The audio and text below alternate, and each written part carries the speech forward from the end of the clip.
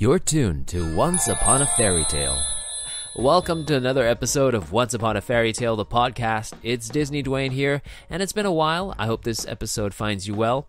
Also, just wanted to say I'm not an expert on Marvel. I've always had questions, so I thought to do some research and take this opportunity to put it all together for you guys to listen to as well. We'll look a little bit into the history of when Disney came into the picture, as well as the difference between Marvel and Marvel Cinematic Universe, and why X-Men is not included, as well as some of the differences between the comic and movie worlds. Also, in Phase 3, we look at some of the changes that have been made to the upcoming release dates of these movies. All this information was sourced from the links provided in the podcast notes, which you can find at www.facebook.com/onceuponafairytaletime. Be sure to follow us there, as well as subscribe to us on YouTube at the DisneyDwayne channel. This all started when Disney bought over the Marvel franchise in 2009 for $4 billion, following the first two movies, Iron Man and The Incredible Hulk, in 2008. Together with four other movies, Iron Man 2, Thor, Captain America, the First Avenger, and Marvel's The Avengers, these form Phase 1.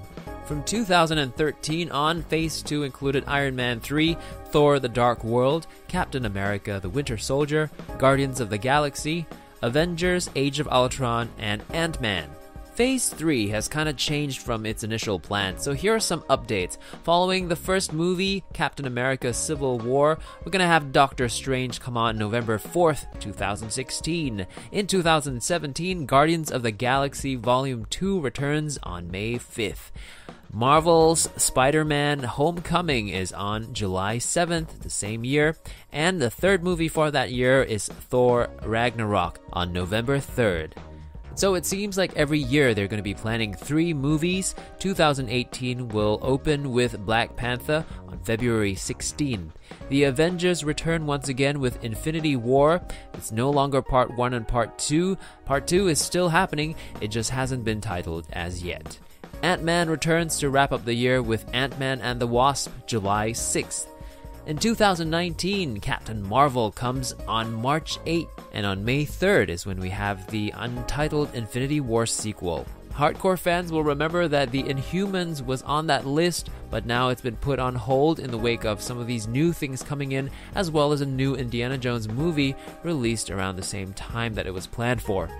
Now let's hop on to the interesting question of why X-Men are not part of the Marvel Cinematic Universe. We're also looking at the Fantastic Four, Deadpool, the Silver Surfer, all of which belong to Marvel. The reason is because they belong to 20th Century Fox. As early as 1985, some of these characters were offered up to other studios. Spider-Man is an interesting one. He's owned by Sony, and he's only back in the Marvel Cinematic Universe because of probably some heavy negotiation. But that kind of gives us some hope to the other non-Disney owned characters, and hopefully they can all culminate into one big movie where they all exist together. Another burning question: how different are these characters and storylines different from the comic versions? According to a website, all these movies are origin stories to the heroes in the comics, with the exception of the Avengers Age of Ultron.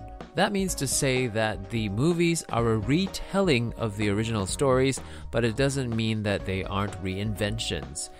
Now, I'll leave you to read some of these comparisons on the website. And of course, if you're not completely familiar with superheroes, you might be wondering why I didn't mention Superman, Batman, Catwoman, Green Arrow, or The Flash, among other superheroes. Well, they actually belong to a completely different owner, and that's DC Comics. And if you're wondering what DC stands for, make a guess. The initials DC came from the company's popular series Detective Comics, which featured Batman's debut and subsequently became part of the company's name. In other news, following the release of the Marvel Zoom Zoom app in Japan, it's been announced at the San Diego Comic-Con that this app will be released later this year in the US for Android as well as iOS devices. And this will be towards the end of 2016. And how's this different from the original game? Well, you can team up with a friend in battle mode against supervillains. That in itself adds a whole new dynamic to the game, and I'm excited for it.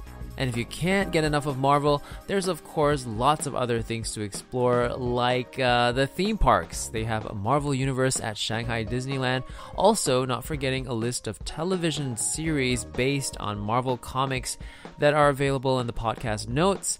And they include Agents of S.H.I.E.L.D., Daredevil, Jessica Jones, as well as Agent Carter. And on the animated front, there's also the Guardians of the Galaxy series and a Big Hero 6 series that's coming up in 2017. Now, this is one big surprise, because you might be asking, why am I mentioning Big Hero 6? Isn't that an original movie that was created by Walt Disney Pictures?